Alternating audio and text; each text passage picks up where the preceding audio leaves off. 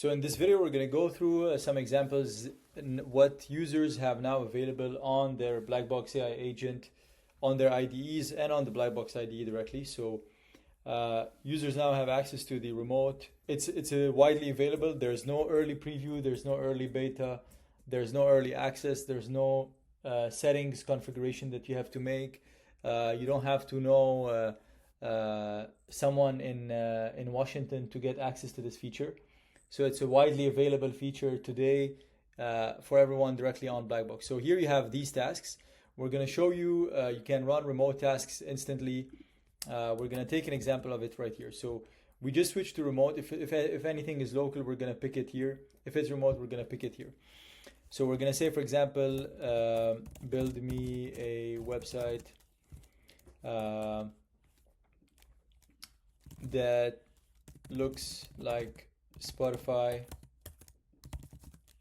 and where the users can upload also their own music and publish them.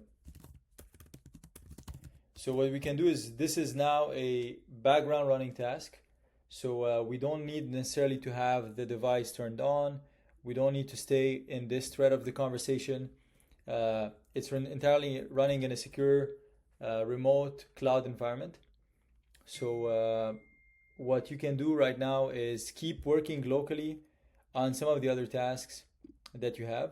You can switch back to the local agent, or you can send multiple background tasks. For example, we're going to also do build me a clone to Dropbox.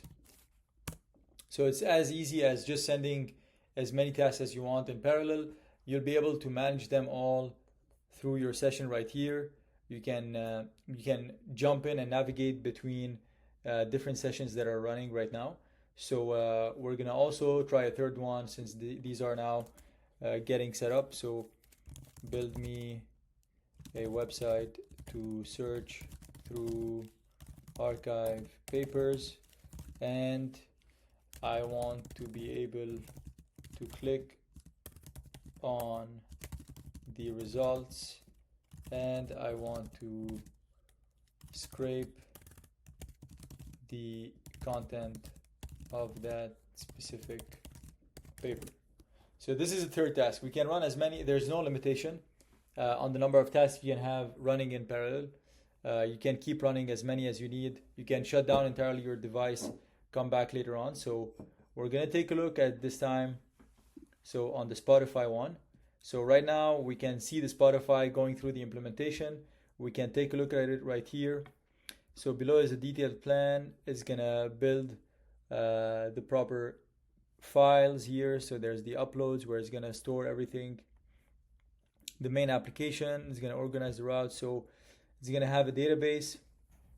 So it's working through the entire plan on this, and you're going to be able to navigate here, see what's happening. Let's go back and open the Dropbox clone. So here we have also the plan laid out for the Dropbox clone as well. We can see everything that is going to be needed for the implementation.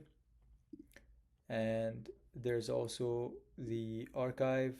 It's still being prepared, so we're going to be able to jump back between these different, there we have it. So the archive plan has just been outlined.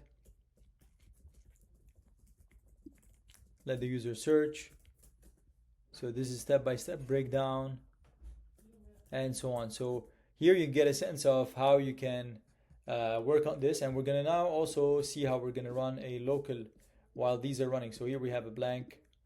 So let's try this here. I'm going to tell it, for example, build a shooting game. So what this is going to do is going to initiate a local project here. It's not going to be running remotely, so this is something that you typically interact with. But anytime you can still check the background running tasks. They're right here. If you want to take a look at the remote tasks that are there. But here we have it entirely locally right now. And yeah, it's currently available, and just by having it directly on the Blackbox AI agent that you already have access to, or on the Blackbox ID, you can start using the remote tasks that run entirely in the cloud without you being on your device.